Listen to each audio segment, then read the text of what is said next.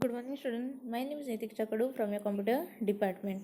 Now, this is our lecture of programming in C.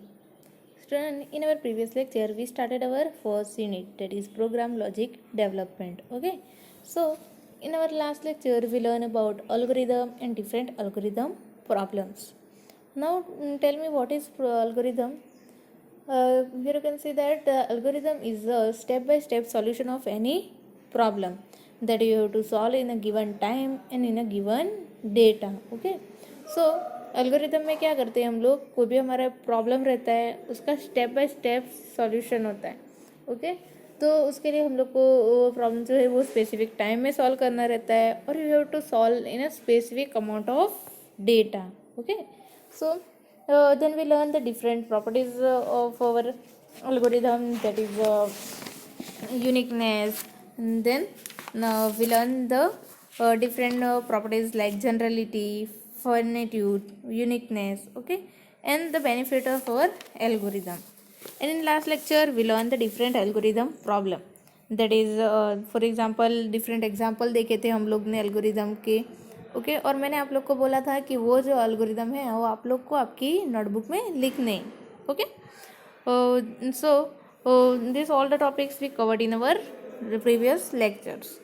Now our today's topic, that is what is flow chart, then flow chart symbols and flow chart example. Okay now algorithm तो हम लोग ने देखा कि step by step solution होता है कि कोई भी प्रॉब्लम का.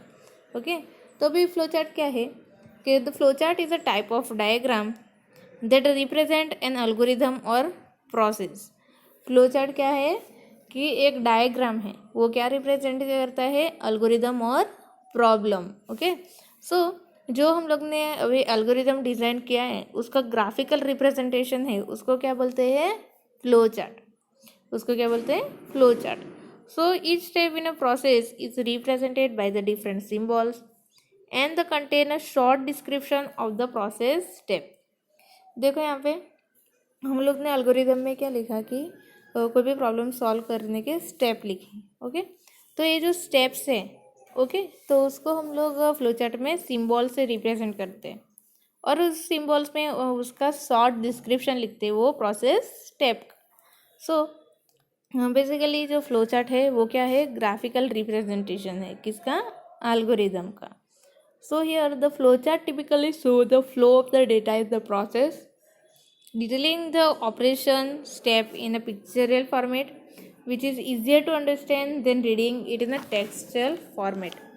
देखो यहाँ पे flowchart बेसिकली क्या डिस्प्ले करता है, कि फ्लो ऑफ द डेटा, कि हमारे प्रोग्राम में डेटा कैसे फ्लो होता है from one step to another step. फिर हम लोग जो भी ऑपरेशंस है उसको पिक्चरल फॉर्मेट में रिप्रेजेंट करते हैं और ये जो पिक्चरल फॉर्मेट है वो इजीली हम लोग अंडरस्टैंड करते हैं rather than reading in textual format. मतलब कोई बहुत बड़ा टेक्स्ट लिखा है उसको हम लोग उसे बेटर कि हम लोग उसका जो ग्राफिकल रिप्रेजेंटेशन है उससे हम लोग जो ज़्यादा समझ में आता है ना. So the flow chart describe what operation are required to be solve in a given problem. Flow chart से हम लोग कि कौन सा ऑपरेशन हम लोग को रिक्वायर है to solve any problem that we can identify. Okay so now here you can see that as I told you the flowchart are pictorial graphic representation of the process. Flow charts में हम लोग क्या करते हैं कि जो भी हमारा प्रोसेस रहता है एल्गोरिदम में रहता है उसको हम लोग ग्राफिकली रिप्रेजेंट करते हैं. So the main purpose of flow chart is to communicate how the process work and should work without any technical and group specific jargon. देखो यहाँ पे देख फ्लो चार्ट है उसका मेन पर्पस क्या रहेगा कि कैसे हमारा प्रोसेस वर्क करता है एंड वो कोई विदाउट कोई भी टेक्निकल सपोर्ट से वो वर्क करेगा कि नहीं वो आइडेंटिफाई करेंगे. Okay so here the flow chart is use to analyze, design and documenting or managing the process or program in a various field. देखो फ्लो चार्ट से क्या होता है कि जो भी हमारा प्रोसेस या प्रोग्राम है उसको हम लोग एनालाइज करते हैं, फिर उसको डिज़ाइन करते हैं, देन डॉक्यूमेंटेशन करते हैं एंड मैनेज करते हैं in a various field. Okay, so basically flowchart are generally drawn in the early stage of formatting computer solution. देखो यहाँ पे कोई भी प्रॉब्लम रहता है तो पहले हम लोग क्या करते हैं कि ये एल्गोरिथम क्रिएट करते हैं, then we have to create a flow chart. So it is flow chart is develop in a early stage. मतलब जब भी कोई भी प्रॉब्लम सॉल्व करना रहता है तो उसका अर्ली स्टेज में मतलब पहले ही हम लोग फ्लो चार्ट डिज़ाइन कर लेते हैं. Okay, so this flow chart often facilitate the communication between the programmer and business people. देखो ये फ्लो चार्ट से क्या कर सकते हैं कि हम लोग कि जो भी हमारा प्रोग्रामर है और बिजनेस पीपल, मतलब जिसके लिए हम लोग हमारा प्रॉब्लम सॉल्व कोई सॉफ्टवेयर क्रिएट कर रहे हैं. ओके, तो उनके बीच में कम्युनिकेशन हम लोग इजीली क्रिएट कर सकते हैं, क्योंकि किसी को आप लोग टेक्स्ट एक्सप्लेन करने से बेटर है कि हम लोग फ्लो चार्ट या ग्राफिकल रिप्रेजेंटेशन है वो इजीली एक्सप्लेन कर सकते हैं. Okay, so this flowchart only the vital role in the programming of the problem and are quite useful in understanding the logic of complicated and lengthy problems. देखो यहाँ पे ये once the flowchart is drawn it is become easy to write the program in any high level language. देखो यहाँ पे कि कोई भी प्रोग्राम हम लोग को लिखना है तो पहले हम लोग क्या डिज़ाइन करेंगे, फ्लो चार्ट. तो एक बार आपका फ्लो चार्ट बन गया तो आप लोग इजीली कोई भी प्रोग्राम लिख सकते हो इन कोई भी लैंग्वेज. मतलब फॉर एग्जांपल आप लोग सी लैंग्वेज में भी लिख सकते हो, जावा में भी लिख सकते हो, अगर कोई दूसरी लैंग्वेज भी आप लोग यूज़ कर सकते हो. तो एक बार आपका फ्लो चार्ट बन गया है तो आप लोग इजीली आप लोग प्रोग्राम लिख सकते हो. So now we will see how we can create the flow chart. So समझ में आया फ्लो चार्ट क्या होता है. बेसिकली फ्लो चार्ट क्या रहता है, जो भी आपका प्रोसेस एंड एल्गोरिदम है उसको हम लोग ग्राफिकल रिप्रेजेंटेशन करते हैं. तो ग्राफिकल रिप्रेजेंटेशन करने के लिए डिफरेंट सिम्बॉल्स यूज़ होते हैं. तो अभी हम लोग देखते हैं कि कौन कौन से सिम्बॉल्स, कौन सा सिम्बॉल क्या रिप्रेजेंट करता है. तो देखो यहाँ पे different flow chart symbols and guidelines. Now, flowcharts are usually drawn using some standard symbol. However, some specific symbols are also be developed when required. देखो फ्लोचार्ट क्रिएट करने गया है तो वहाँ पे सब स्टैंडर्ड सिम्बॉल्स है और उसका प्री डिफाइंड मीनिंग्स है. आप लोग को वही सिम्बॉल यूज़ करने पड़ेंगे. सो देखो यहाँ पे some standard symbol which are frequently required to flowcharting any computer program are shown. तो अभी हम लोग देखते हैं स्टैंडर्ड सिम्बॉल्स जो फ्रीक्वेंटली यूज़ होते हैं. Okay, to design the flow chart. तो ये जो स्टैंडर्ड सिम्बॉल्स है उसके प्री डिफाइंड मीनिंग से तो वही आप लोग को यूज़ करना है. तो देखो यहाँ पे हमारा फर्स्ट सिम्बॉल है terminator. Now here you can see this is the terminator symbol. An oval flow chart shape indicate the start and end of the process, usually contain the word start और end. देखो first हमारा अभी देखा हम लोग ने terminator symbol. Okay, तो ये टर्मिनेटर सिंबल जो है उसका शेप कौन सा रहेगा, ओवल शेप. कौन सा शेप रहेगा, ओवल शेप. और वो उसमें क्या इंडिकेट करता है, start and end of the flow process, कि कब हमारी प्रोसेस स्टार्ट होगी और कब हमारी प्रोसेस एंड होगी वो इंडिकेट होता है with the help of terminator symbol. और उसमें यूजुअली कौन से वर्ड लिखे रहते हैं, स्टार्ट और एंड. फॉर एग्जांपल हम लोग हमारा प्रोसेस स्टार्ट कर रहे हैं तो फर्स्ट ऊपर आपको लिखना पड़ेगा स्टार्ट, और at the end of the process जब आप लोग को आपकी प्रोसेस को एंड करना है then we have to write down the end word. Okay, तो समझ में आया. हमारा फर्स्ट सिंबल वो है टर्मिनेटर. उसका शेप क्या रहेगा, ओवल शेप, और वो क्या इंडिकेट करता है, start and end of the process. Then next है प्रोसेस. ओके, ना प्रोसेस कैसे इंडिकेट होता है, और rectangular flowchart shape indicate the normal and generic process flow step. For example add 1 to x then m is equal to m into f और similar. मतलब कोई भी प्रोसेस है जो हमारे प्रोग्राम की, उसका हम लोग कैसे इंडिकेट करते हैं, with the help of rectangular flow chart shape. कौन सा शेप यूज होता है? Rectangular flow chart shape. Okay, तो इसमें कौन क्या इंडिकेट होता है? उसमें नॉर्मल प्रोसेस और कोई भी जेनरिक प्रोसेस, नॉर्मल या जेनरिक प्रोसेस इंडिकेट होता है। फॉर एग्जांपल आप लोग को ऐड करना है ए एंड बी या 1 to x, तो हम डायरेक्ट वहाँ पे लिख सकते हो। अदरवाइज आप लोग को m is equal to m into F, मतलब बेसिकली जो भी प्रोसेस रहती है वो हम लोग लिखते हैं ना प्रोसेस सिंबल। वो कैसे रिप्रेजेंटेड होता है? With a rectangular shape. Then our third shape, that is decision. Okay, now decision कैसे indicate होता है? Not a decision flowchart, diamond flowchart shape indicate the branch in the process flow. Now this symbol is used when the decision need to be made. Commonly a yes and no question, or true or false test. Okay, so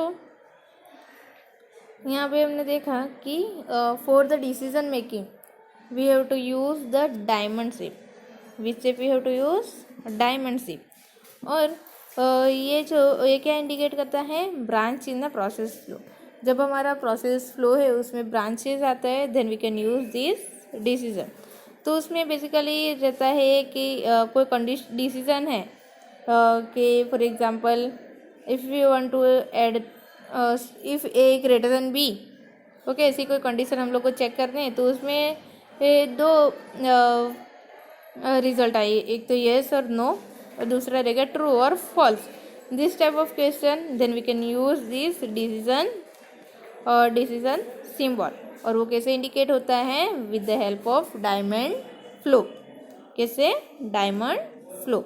दिख रहा है ना आपको diamond, और जो diamond के shape में अंदर डिसीजन है वहाँ पे आप लोग को क्या लिखना है? कंडीशन लिखना है, और उसके दो रिजल्ट रहेंगे, वेदर इट इज येस और नो, और वेदर ट्रू और फॉल्स। ओके, सो समझ में आया अभी तक के सिंबल्स? कौन कौन से सिंबल्स हो गए अभी तक? एक तो आपका terminator, process and decision. Okay,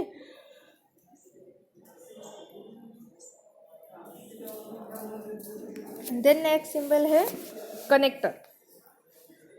Now what do you mean by connector? The small label circular flowchart shape used to indicate a jump in the process flow. So connector are generally used in a complex or multi-seed diagram. देखो यहाँ पे connector कैसे indicate होता है? It is indicated by small label and circular flowchart shape. वो कौन सा shape रहता है? Small circular shape. वो क्या इंडिकेट करता है? जब हमारा कोई भी प्रोसेस है उसमें जंप करना रहता है, okay, then we can use this connector. और बेसिकली कनेक्टर कब यूज़ होता है? In a complex and multisheet diagram. Complex and multisheet diagram में वो यूज़ होता है। तो देखो यहाँ पे लिखा है कनेक्टर, और उसका शेप कौन सा रहेगा? Small and circular shape. Okay,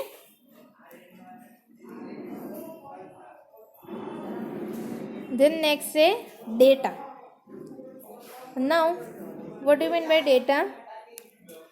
A parallel diagram, data input और output for the process. Data क्या इंडिकेट करता है? कि जो भी इनपुट एंड आउटपुट डेटा है हमारे प्रोग्राम के लिए, वो इंडिकेट होता है with the data symbol. For example get X from the user, then display X, ऐसा कोई भी डेटा रहेगा, then we can use our data symbol. Okay, for example मुझे ऐड करना है दो नंबर्स। ओके, तो पहले क्या करूँगी मैं? Get a number 1 from the user, then get number 2 from the user, then हम लोग को सम है वो आएगा प्रोसेस में, और जो डिस्प्ले करवाना रहेगा that also come in a data symbol. Okay, so basically ये जो कनेक्टर एंड डेटा है, तो कनेक्टर किसके लिए यूज़ होता है? पूरे कॉम्प्लेक्स एंड मल्टीसीड डायग्राम के लिए और जंप इंटीग्रेट करने के लिए। और डेटा तो जो भी हमारे प्रोग्राम है उसका इनपुट एंड आउटपुट डेटा के लिए यूज़ होता है। ओके, देन नेक्स्ट है डिले। ना डिले का मीनिंग क्या रहेगा? Delay is use to indicate the delay और wait in a process for input some from some other process. देखो यहाँ पे कि फॉर एग्जांपल कोई भी हमारी प्रोसेस है, इसमें डिले आ रहा है, तो हम लोग ये डिले सिंबल यूज़ करते हैं। तो डिले से क्या होता है कि we have to wait in the process for the input some input from the some other process. मतलब हम लोग को कोई दूसरे प्रोसेस में से इनपुट लेना है हमारी करंट प्रोसेस करने, तो हम लोग क्या करना पड़ेगा, we have to wait for the completion of that process, and then we can use this delay. Okay, and the next is arrow. Now arrow symbol कब यूज होता है? Arrow symbol is used to show the flow of the control in the process. Now the arrow coming from one symbol and ending at another symbol represent the control path to the symbols and arrow point to. देखो यहाँ पे arrow जो है वो क्या indicate करता है, flow of the control. क्या इंडिकेट करता है? Flow of the control. तो उसमें वो एरो जो है वो दो सिंबल्स को अटैच करता है। फॉर एग्जांपल आप लोग ने एक इनपुट सिंबल यूज़ किया, दैट इज़ डेटा, और वो डेटा हम लोग को पास करना है प्रोसेस में, तो डेटा एंड प्रोसेस के बीच में हम लोग एरो इंडिकेट करेंगे। ओके, तो क्या रिप्रेजेंट करता है? Flow of the control. So these are the different symbols that are basically used for our flow chart. तो पहले हम लोग ने देखा terminal, then process, then decision, connector, data, delay and array. These are the standard symbols that are used for the flow charts. Okay, now we will see the example of the flow chart. Now draw the flow chart to calculate the volume of the cube. अभी हम लोग को क्या करना है कि जो भी हमारा क्यूब है उसका वॉल्यूम फाइंड करना है। तो वॉल्यूम का इक्वेशन क्या रहेगा? Length into with into height. Volume का इक्वेशन क्या है? Length into with into height. तो हम लोग क्या करेंगे, अभी वॉल्यूम कैलकुलेट करेंगे। तो पहले देखो उसका एक्सप्लेनेशन ऊपर दिया है। According to our problem we need to take the 3 item as a input. देखो हम लोग को क्यूब का वॉल्यूम फाइंड करना है, तो हम लोग को पहले तो 3 आइटम चाहिए। एक तो कौन कौन सा रहेगा?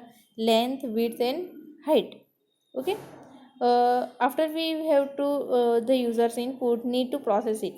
पहले हम लोग क्या करेंगे, यूज़र से इनपुट ले लेंगे, फिर यूज़र से इनपुट लेने के बाद हम लोग को क्या करना है, वो प्रोसेस करना है।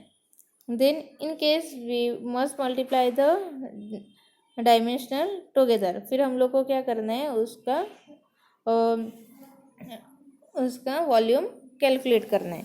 सो देखो यहाँ पे कोई भी फ्लो चार्ट जब हम लोग स्टार्ट करते हैं तो first we have to write down the start symbol.